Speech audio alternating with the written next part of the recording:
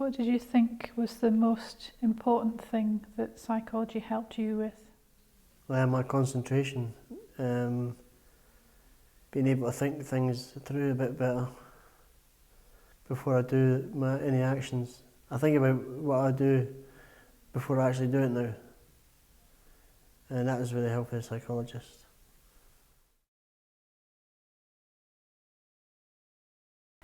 If someone else was in your position, somebody else has had a stroke similar to what you've been through, and they're referred for psychology, but they're a bit maybe ambivalent about it, what sort of would you say to somebody like that to help them through to go into psychology?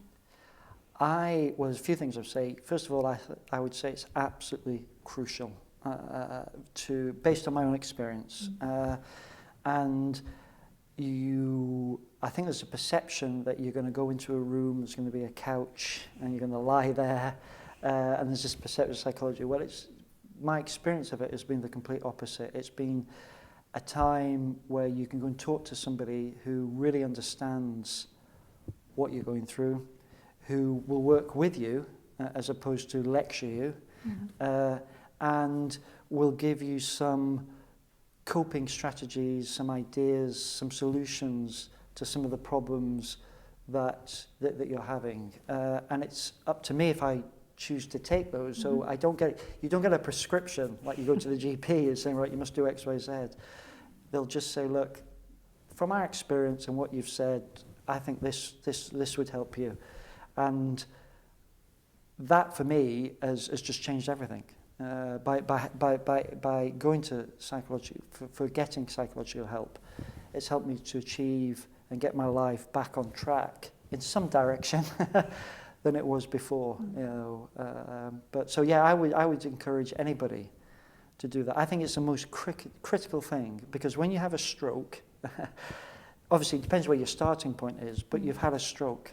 Yeah. Now all the doctors and neurologists can do all their tests and you do your brain scan and you can look at it, but that's what you're living with now. And there'll be lots of support physically if you've got physical problems, and there'll be occupational support. But the actually key one for me is what goes on in here. And how you're going to move forward for the rest of your life. And that's where the psychological help is a crucial part of that. And I think it's the most important part of it. So I would strongly advise anybody to go and get that. It's a brilliant experience, going the whole process.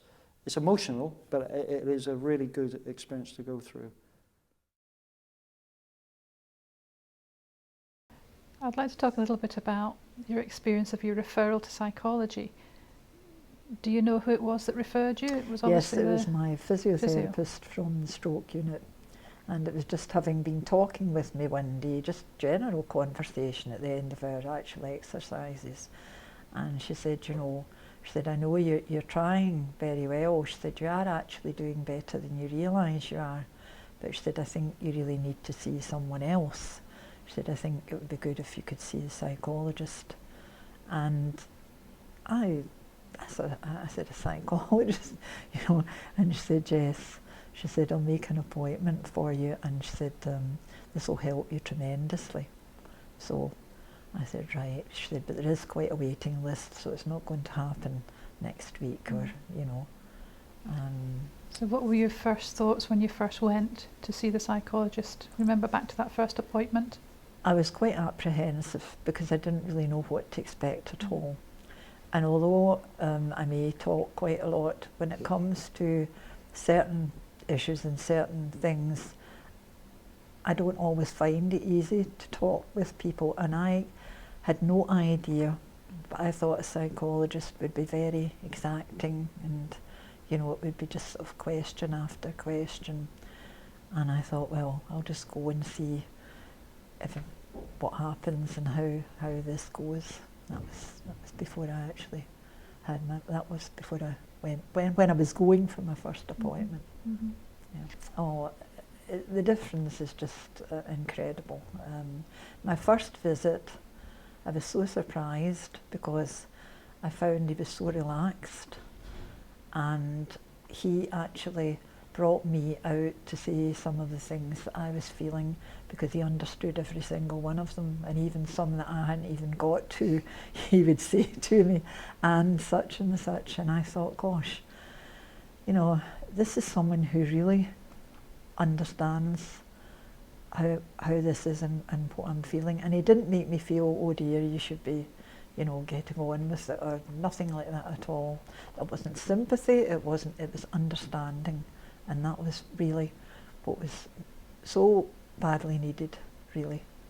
So at the end of that first session, it sounds like you felt relief almost. Oh yes, I did. And I was very pleased when he said he was giving me the next appointment, because I thought, good, because I think I can do with this help here, and I can definitely talk to him. Mm-hmm. Yeah.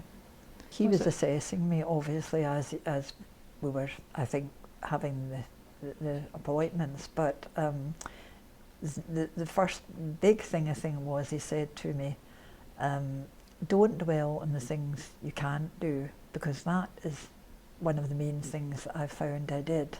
I kept thinking, I can't do this now, I can't do that now. It's all the things that you feel you've lost because you can no longer do. He said, try and concentrate and dwell on the things you can do. And really, when I started to put that into practice, I realised it was actually very accurate. And I realised I could do more things than I thought I could. Mm-hmm. And then, of course, goals.